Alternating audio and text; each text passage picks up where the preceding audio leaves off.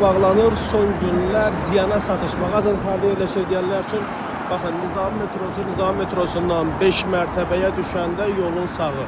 Gəlin mağazanın içindəki məhsulları göstərim sizə. Siz də digər müştərilərimiz kimi gəlin bu fürsətlərdən yararlanın. Gəlin məhsulları göstərim sizə. Baxın. Dərə ayaqqabılar gördüyünüz bu modellər tək qiymətdir. Cəmi 50 manat. Baxın. Fərqli bir model. Hal-hazırda zərərinə satılır 50 manat. 3 yıl komple dəridir. Tuçinanın modelidir. İçliyi nə qədər dəridir? Baxın. İçliyini çıxarım göstərim sizə. İçliyinə qədər dəridir model. Tuçina, Ilvi, Elle Türkiyənin müxtəlif firmalarının modelləridir hamısı. Baxın. Oradan göstərim ki, hamısını görə biləsiniz. 50 manatdır bunlar. Tək qiymətli hamısı 50 manat. Baxın. Əsl yay modelidir. Elle'nin fileli modelidir deyirlər buna. Mayası 40-50 dollarla modeldir. Hal-hazırda tək qiymətli. Cəmi 50 manat və bu da satılmaq istəyir, düşür yerə. Bu da 50 manat. Təmiz təbii dəridir hamısı. Türkiyə istehsalıdır. Burada gördüyünüz modellərdir hamısı. Sonra kişi modellər var burada. Kişi modellərdir hamısı tək qiymətdir. 50 manatdır. Hamısı Türkiyə istehsalı modellərdir. 3 yıl komple dərin modellərdir. Hər cür zevqə uyğun modellər var.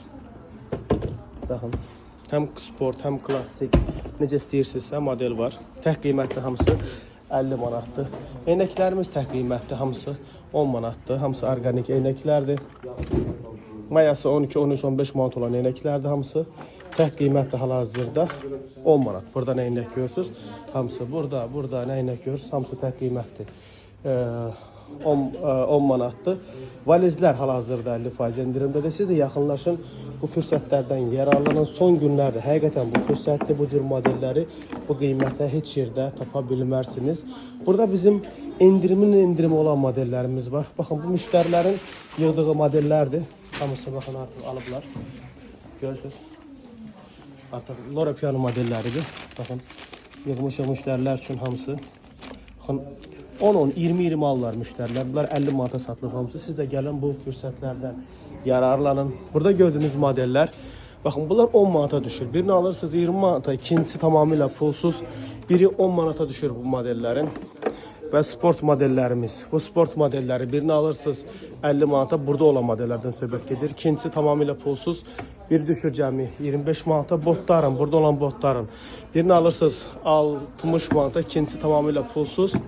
Biri düşür cəmi 30 manata. Siz də bu fürsətlərdən yararlanın və gəlin digər müştərilərimiz kimi siz də bu endirimlərimizdən yararlanın.